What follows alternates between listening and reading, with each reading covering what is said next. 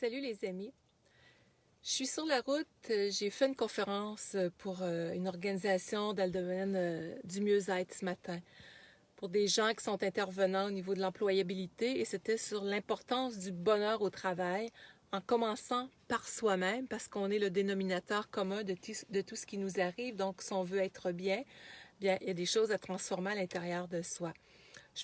J'ai fait ça en studio d'un collègue ce matin et je veux vous parler de quelque chose de très, très spécial. Je fais ça rapidement. J'étais sur la route et je retourne chez nous suite à des rencontres professionnelles aujourd'hui. Et il y a quelque chose, un fil conducteur qui rejoint beaucoup de monde de ce temps-là et c'est l'histoire de vie de plusieurs personnes. Difficulté à se voir grand intérieurement. Difficulté à, je vais le dire comme ça, se sauver soi-même. Dans l'histoire du monde, les gens ont souvent attendu que quelqu'un vienne les sauver, dans le sens de être capable d'émerger, puis espérer que ce soit à tous les niveaux, religieux, politiques, on n'est pas là pour parler de ça, mais les gens ont souvent attendu une ultime situation ou personne pour faire en sorte que la transformation va se faire intérieurement. Est-ce que ça a fonctionné? Pas vraiment.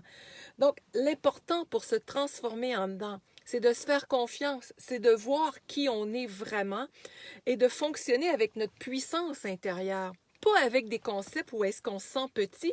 Et je m'emmenais sur la route, comme je vous disais, et je viens de prendre le temps de me stationner parce que c'était tellement fort en dedans de vous partager ça parce que toute ma journée a été autour de ça professionnellement dans cette conférence avec l'entreprise.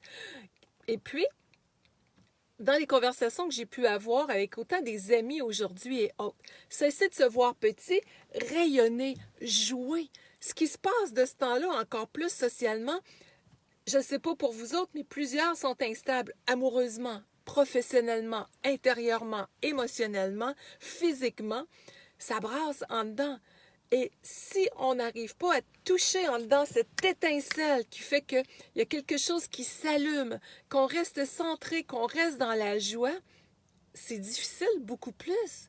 Autant parce qu'il y a une situation particulière dans la vie socialement, qu'autant par rapport à notre vie depuis si longtemps. Donc, l'importance de jouer, de rire, plus importante que jamais, oui, c'est le cas de le dire. Arrêter de se voir petit et d'arrêter de vouloir sauver tout le monde aussi.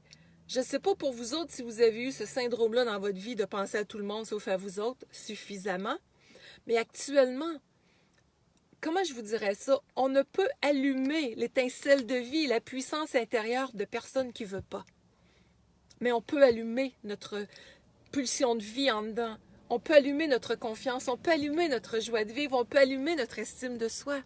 Et ça, c'est super important. Il en va de notre pulsion de vie, de notre joie de vivre. Et on a toujours deux façons de fonctionner dans la vie. Avec un cerveau, un mental, un ego qui veut contrôler, qui veut tout rationaliser, qui veut aider le perfectionnisme, ou avec notre être profond. Se suivre intérieurement. Suivre notre voie, suivre nos valeurs, suivre notre cœur, suivre ce qui est bon pour soi et être dans cette force intérieure-là, se faire confiance, apprendre à s'aimer, c'est la voie de la liberté intérieure, c'est la voie du bonheur. Donc, c'est juste ce petit coucou-là que je voulais vous faire. Pensez à soi, c'est important. Donc, si vous avez le goût d'aller plus loin, je vous en ai parlé dans les derniers jours, je vous le redis, mais je suis vraiment dans l'inspiration sur ce sujet-là, comment développer la confiance en soi, apprendre à s'aimer, se choisir, être capable de mettre cette vitalité-là, cette joie de vivre au rendez-vous, puis se sentir enraciné en sécurité intérieurement, puis d'arrêter de se laisser balloter par la peur qui souvent nous empêchait d'être nous-mêmes, la peur d'être soi. On ne dit c'est pas la peur de mourir qui fait peur aux gens, souvent c'est la peur de vivre.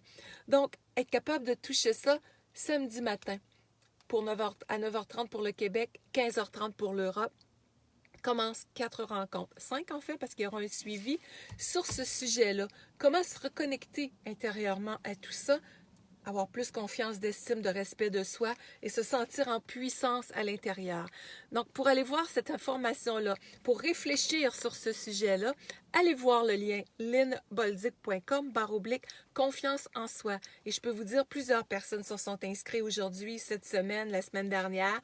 Si vous ne pouvez pas être en direct, rejoignez-nous quand même parce que vous allez avoir les rediffusions et je vous fais la promesse que la profondeur qu'on va aller chercher en termes de transformation, d'exercice, de moyens pour vous enraciner dans votre vie à vous, de vous suivre vous, de sentir ce bien-être-là, cette joie, cette légèreté, de s'autoriser à rire, à avoir du plaisir, même s'il y a des tumultes, c'est super important. Et c'est justement quand ça brasse qu'il faut être bien.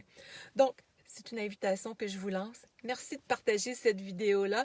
Merci à chacun pour vos commentaires. Je vois plein de gens que je connais aussi qui m'écoutent en ce moment. Gros câlin, bisous tout le monde.